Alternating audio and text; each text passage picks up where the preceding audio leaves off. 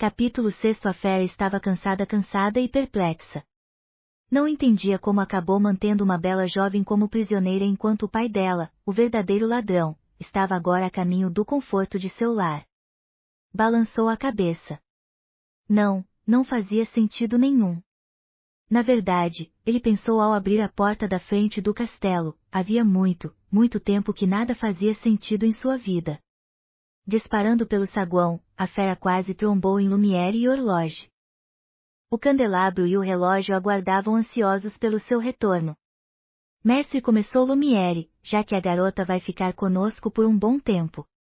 E espero que para sempre tenha sido um exagero, intrometeu-se Horloge, com seu tom perfeitamente educado e sóbrio, como era de se esperar de um mordomo. Nós não temos equipe suficiente para uma estada tão longa. A voz dele sumiu quando a fera se virou e o encarou. Sem intimidar-se, Lumière prosseguiu, seja por um dia ou pela vida inteira, disse ele suavemente, imagino que vá querer oferecer a ela um quarto mais confortável. Este castelo inteiro é uma prisão, disse a fera de forma rude. Enquanto falava, Chapial, o mancebo, tentou pegar seu manto. A fera o empurrou para longe e continuou andando em direção à grande escadaria. Por cima do ombro, acrescentou, que diferença faz uma cama? Sem esperar por uma resposta, ele desapareceu nas sombras.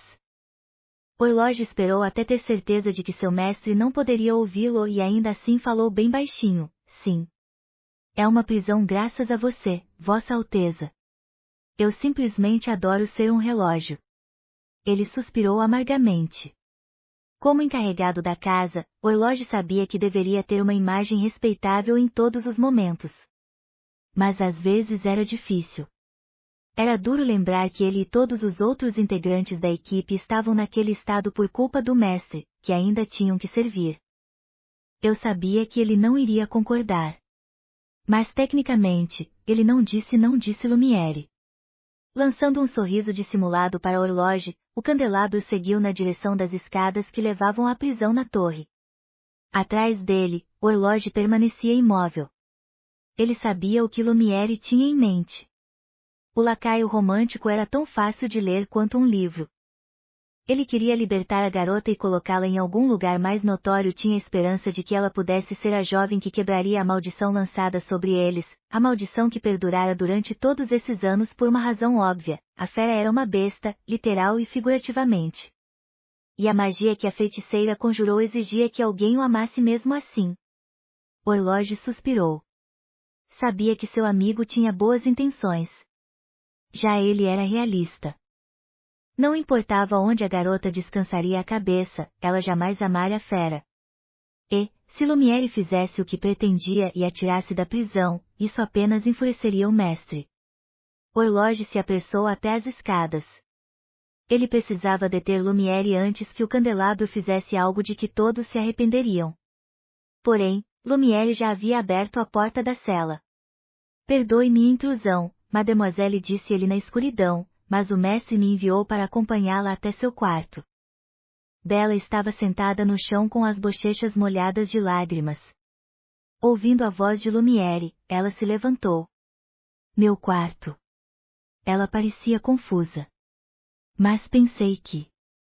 Pensou errado, interrompeu Lumière. Ele é uma fera, não um monstro.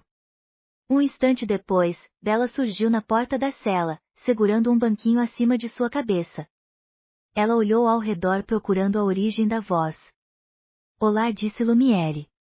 Olhando para baixo, Bela viu Lumière acenando para ela com um de seus braços. Ela gritou.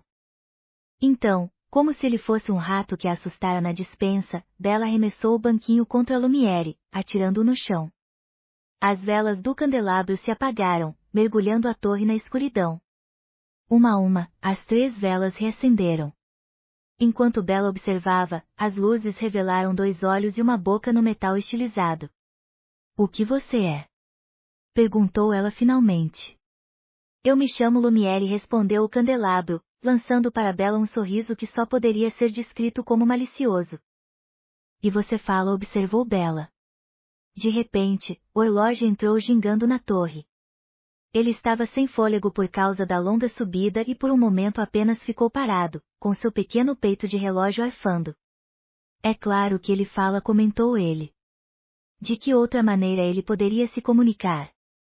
Ele colocou as mãos nos quadris e encarou Lumière. Como encarregado da casa, exijo saber o que você está fazendo. É melhor pedir perdão do que permissão, respondeu Lumière de modo enigmático. Enquanto a dupla discutia, Bella voltou devagar para a cela. Ela reapareceu momentos depois com uma jarra de água nas mãos. Vendo a arma potencialmente perigosa, Lumière ergueu um braço dourado. Um momento, mademoiselle, disse ele. Então puxou o relógio para seu lado. Ele abaixou o tom de voz para um sussurro. Se nós não quebrarmos a maldição antes que a última pétala caia, nunca mais seremos humanos. O que você quer ser pelo resto da sua vida, Horloge? Um homem ou um relógio de mesa? Horloge franziu a testa. Lumière tinha razão. Ainda assim. Se ele nos pegar. Nós seremos discretos, prometeu Lumière. Ele olhou para Horloge com uma expressão que beirava o desespero. Enfim, o relógio assentiu minimamente. Lumière não perdeu tempo. Virando-se, ele olhou de volta para Bella. Pronta, senhorita? Perguntou, fazendo uma reverência e apontando uma de suas velas na direção da saída. Bella olhou para a frente e para trás do candelabro e do relógio. Então ela olhou para a cela. Embora nenhuma das opções fosse exatamente reconfortante, seguir os objetos domésticos falantes pelo menos significava sair da prisão. Respirando fundo, ela se inclinou para baixo, pegou Lumière e seguiu Horloge para fora da torre. Enquanto o trio passava por um longo caminho de pedra, os olhos de Bella miravam tudo ao seu redor. Mas ela não conseguia encontrar nenhuma rota de fuga, não importava para onde olhasse. A mata que se estendia por trás do castelo era vasta e um pouco intimidadora. Muito embora, ela pensou enquanto olhava para seus acompanhantes, o castelo não a fizesse se sentir exatamente acolhida.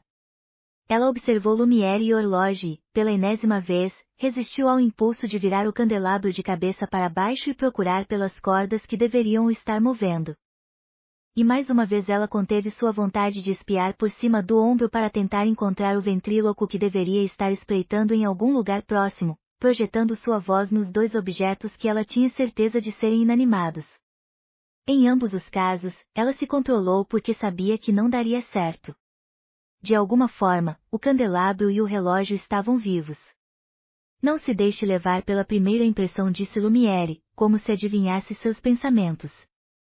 Espero que você não esteja muito assustada. Assustada? Repetiu Bella, com um sorriso sarcástico. Por que eu estaria assustada? Estou falando com uma vela. Lumière pareceu horrorizado. Candelabro corrigiu ele, pronunciando cada sílaba. A diferença é enorme. Mas esperamos que aproveite sua estada aqui. O castelo é seu lar agora, então fique à vontade para ir aonde quiser. Exceto a ala oeste. Bella e Lumière se viraram ao mesmo tempo para encarar o relógio. Enquanto Lumière disparou um olhar do tipo: você poderia ficar calado, por favor? Bella o fitou com curiosidade. Ela abriu a boca para perguntar onde ficava a ala proibida, mas foi interrompida por Horloge, que tentou disfarçar, acrescentando, que nós não temos. Era tarde. Bella queria saber mais. Por quê? O que há na ala oeste? Gaguejou Lumière, com as chamas de suas velas piscando nervosamente. Nada. Apenas um depósito. Bella ergueu uma sobrancelha, claramente duvidando da explicação do candelabro. Ela ergueu seu braço para que Lumière iluminasse uma janela curva de pedra, revelando uma torre que se erguia na parte oeste do castelo. A lua apareceu no horizonte, lançando uma luz sinistra na construção. Bella poderia jurar que tinha visto a sombra da fera na luz branca e ouvido um grito angustiado. Estremecendo, abaixou o candelabro.